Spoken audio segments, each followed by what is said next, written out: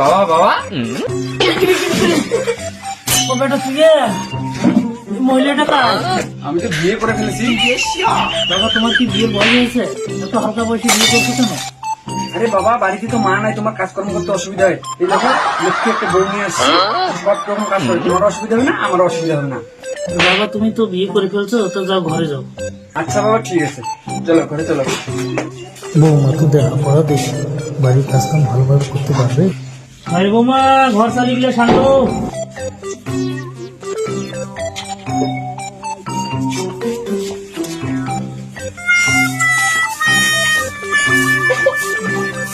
ভাই বৌমা ঘুমটা খুলেছেন না কেন?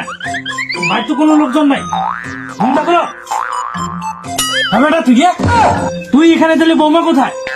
তোমার বৌমা ঘরে বসে ফেমাস জন্য রিলস ভিডিও বানাচ্ছে বাবা। তাই নাকি বাবা?